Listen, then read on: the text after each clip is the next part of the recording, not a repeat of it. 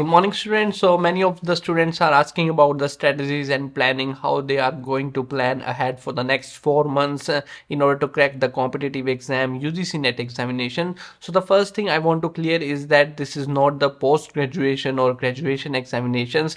You have to plan ahead. Okay, it is not like if I give you 10 topics or 20 topics and the questions will come from there. Overall understanding of the subject will matter. If you have thorough knowledge of the subject, then only you are going to qualify this examination. Almost 50 to 60,000 students sit in this examination and you have to compete with all the students. There will be toppers from Delhi University, there will be toppers from JNU, toppers from Punjab University, toppers from Rajasthan University. Everyone is going to sit for this examination, and also those students who have already qualified the UGC-NET examination and now they are preparing again for JRF, in search for JRF. All right, maybe you are one of the NET qualified students who is preparing for JRF. So I suggest you that make JRF as a plan B. Okay, you must have something side by side going on. All right, so as you might be searching for jobs, you might be searching for guest lecturer or research proposal, or even you can prepare for government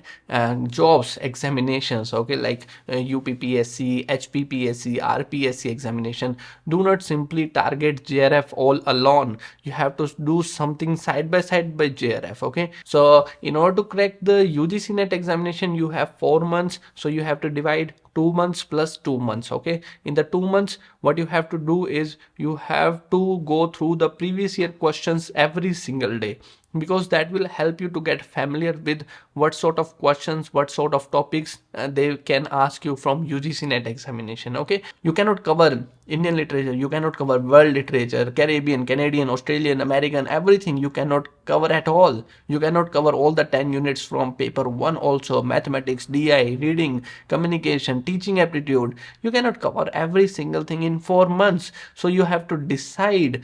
Also go to the previous year questions on everyday basis, so that will give you idea what you have to do first, what you have to do last, what you have to skip, what you have to study. Get this into your habit that you go through the previous year questions on everyday basis, like 1 hour, 1.5 hour. The more time you spend on previous year questions, and the more the better clarity you will have. Okay, you can simply go through the Limitless Literature website and you can here click on subject wise questions. We have covered all the questions from 2008 to 2021. In case you want the question papers for other years, you can simply WhatsApp me and I will send you all the previous year questions. You can also order our booklet on topic wise questions, so you will be getting all these questions in hard copy format, which will be delivered to your address within 5 days. Yes, of course, in 2013 there was a question which I saw again in 2023. It is not like the questions are not repeated in the UGC-NET examination. It repeats in every examination. The topics repeats in every examination. That's why we are cracking the NET 6 times, 7 times, and even some teachers have cracked it 11 times, 15 times, 16 times. I know some teachers, okay, 16 times they have qualified this UGC-NET examination, but that does not make them superior to you. You just have to go through the topics what they have already been asked in the previous year. So in the 2 months, get into the habit of analyzing the previous year questions every single day. Okay, and now you have to be logical, you have to be rational. You have only 4 months, and in these 4 months you cannot cover 10 units from English literature and 10 units from paper 1. 10 plus 10, 20 units, 20 subjects are there in front of you. You have to be rational, and in 4 months you cannot cover everything. February and March you have to give completely to English literature. In the month of April, you can start with paper 1. April and May you can start with paper 1 revision of paper 2. Paper 1 plus paper 2 revision. Okay, for these 2 months, February and March, I suggest you to go through the English literature and complete at least 6 subjects. If I am at your position, what I was doing is I will do British literature, literary criticism, literary theory, American literature, Indian literature, and world literature. These 6 subjects I am going to complete if I have to crack the UGC-NET examination. Of course, British literature, criticism, and theory, you will find 50 to 55 questions, but 50 to 55 questions are not at all enough to qualify this examination. Of course, they will take you around the cutoff 51%, 52% you will be getting after completely going through these three subjects thoroughly. But you have to do two, three more subjects. Language linguistics, you may find 5 to 6 questions. American literature, 4 to 5 questions. Indian literature, they are increasing the weightage of Indian literature. So you may find 5 questions, 6 questions, 7 questions from Indian literature also. The 2 months for English literature, remaining 2 months for paper 1, revision of paper 2, and of course test series. You have to get familiar with the questions, how you are going to deal in the screen. Yes, many students face a lot of problem when they look at the screen for the very first time. Okay, if you are not familiar with how to solve the questions on screen, you are going to find a lot of problem dealing with the questions in the examination. So at least you should join the test series.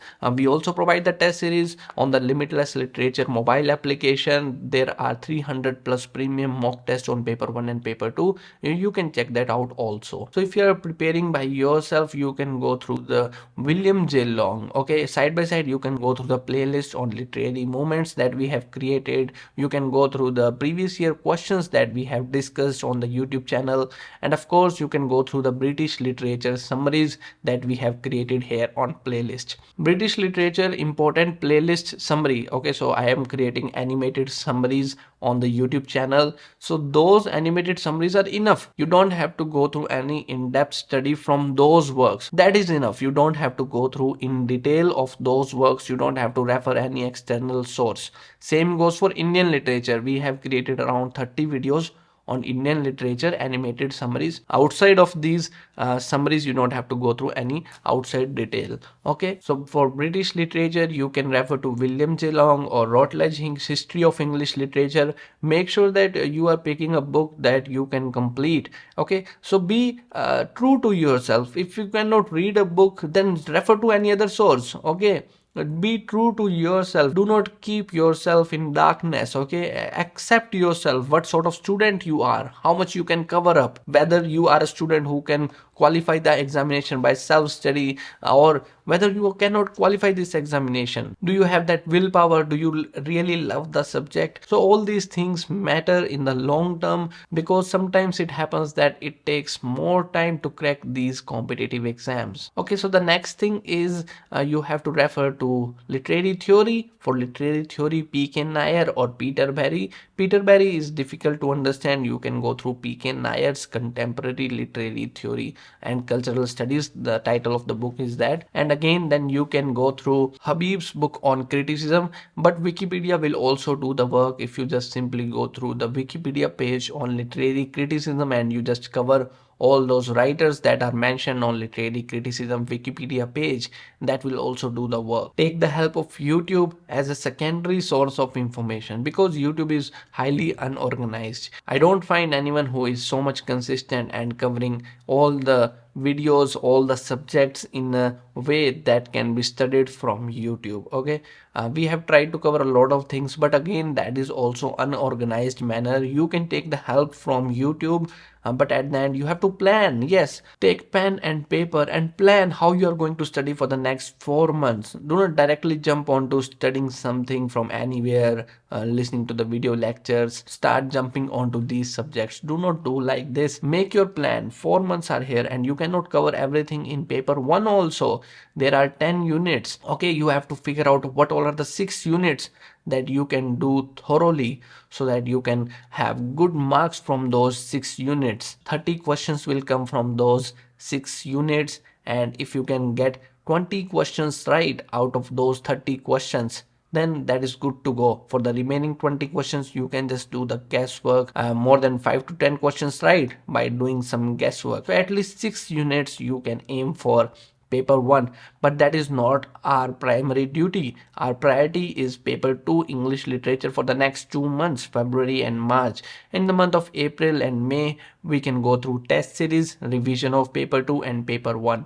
Okay, you have to decide what you want to cover up, and you have to decide what you are not going to cover up right now. Get serious about this examination. Do not skip the subjects. Okay, British literature takes 15 to 20 days, more than 20 days sometimes. Okay, do not try to cover British literature in 5 days, because that will not bring efficiency in solving the questions, and you have to study thoroughly these three subjects: theory, criticism, and British. And after that you also have to do other subjects like language, American, 2 or 3 subjects. Okay, 6 subjects from paper 1, 6 subjects from paper 2. You have to plan accordingly right now what you are going to do in the next 4 months, how many hours you are going to give to all these 12 units, and 6 from paper 1, 6 from paper 2. Make a diary, track your record, track how many hours you are studying, track what topics you have covered up, track how much you have done the revision. Tracking will help you. If you can measure it, you will have the control to change it. So track every single thing while you are studying for these competitive exams. Alright, so I will see you soon in the next video. Do not forget to like the video and subscribe the channel for more updates. See you soon. That's it for this. Thank you.